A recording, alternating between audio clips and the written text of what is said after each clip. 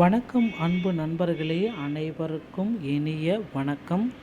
இன்றைக்கி நம்ம இந்த ஒரு வீடியோவில் எதை பற்றி பார்க்க போகிறோம் அப்படின்னு பார்த்தீங்கன்னா, சில முக்கியமான அப்டேட். அனைத்து குடும்பத்தாரர்களுக்கும் மகளிர் உரிமை தொகை 5000 12,000 ரூபாயாக வழங்கியிருக்காங்க. என்னன்றதை பற்றி நம்ம பார்க்கலாம்.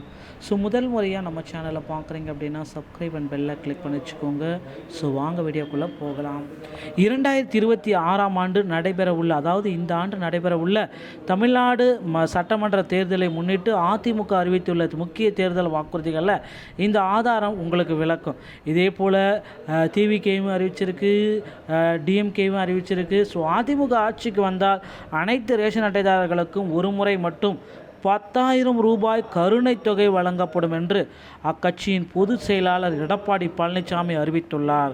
மேலும் பெண்களுக்கு மாதம் 2,000 ரூபாய் உரிமை தொகை, வேலையில்லா பட்டதாரிகளுக்கு நிதி மற்றும் மீனவர்களுக்கு உதவித்தொகை உயர்வு போன்ற பல்வேறு சலுகைகள் இதில் பட்டியலிடப்பட்டிருக்காங்க. திமுகவுடைய திட்டங்களுக்கு போட்டியாக மின்சார மானியம் மற்றும் சிறு விவசாயிகள் கடன் தள்ளுபடி போன்ற கவர்ச்சிகரமான அறிவிப்புகள் மூலம் மக்களின் வாக்குகளை கவர அரசியல் கட்சிகள் முயற்சிப்பதாக இந்த காணொளி உங்களுக்கு விளக்குகிறது. வறுமை கோட்டிற்கு கீழ் உள்ள குடும்ப தலைவிகளின் வங்கி கணக்கில் இந்த தொகை நேரடியாக செலுத்தப்படும் அப்படின்ற தகவலை குறிப்பிட்டிருக்காங்க. முக்கியமாக குடும்ப அட்டைதாரர்களுக்கு ஒரு முறை வழங்கக்கூடியது.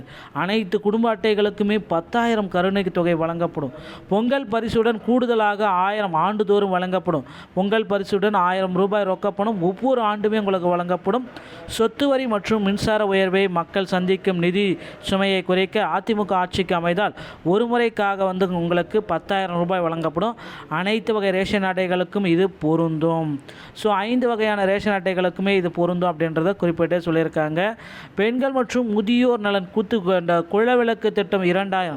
இந்த திட்டத்தின் மூலம் தகுதியுள்ள பெண்களுக்கு மாதம் 2,000 உரிமை தொகை வழங்கப்படும். முதியோர் உதவித்தொகை 2,000ஆக உயர்த்தப்படும் அப்படின்றதையும் குறிப்பாக சொல்கிறாங்க. ஆண்களுக்கு பேருந்தில் இனி இலவசம். பெண்களைப் போலவே இனி ஆண்களுக்கும் பேருந்துகளில் கட்டணமில்லா பயணத்தை உறுதி செய்யப்படும். இளைஞர்கள் மற்றும் தொழில் சார்ந்த சலுகைகளை இவங்களுக்கு அள்ளி வழங்குகிறோம். வேலையில்லா பட்டதாரிகளுக்கு மாதம் 2,000 உங்களுடைய அக்கௌண்ட்டுக்கு வர வைக்கப்படும்.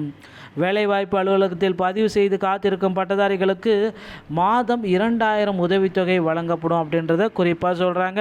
12ஆம் வகுப்பு முடித்தவர்களுக்கு மாதம் 1000, பள்ளிப்படிவை முடித்துவிட்டு வேலையை தேடும் இளைஞர்களுக்கு மாதம் 1000 நிதியுதவி வழங்கப்படும். நெசவாளர்களுக்கு கூடுதலாக இலவச மின்சாரம். கைத்தறி விவசாயிகளுக்கு 450 யூனிட்டுகளுக்கு, விசைத்தறி நிலவரக்கு 1,400 யூனிட்டுகளும் இலவச மின்சாரமாக வழங்கப்படும்.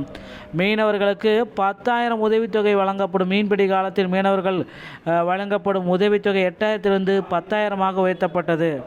சிறு மற்றும் குறு விவசாயிகளின் கடன்கள் அனைத்துமே தள்ளுபடி போடப்படும்.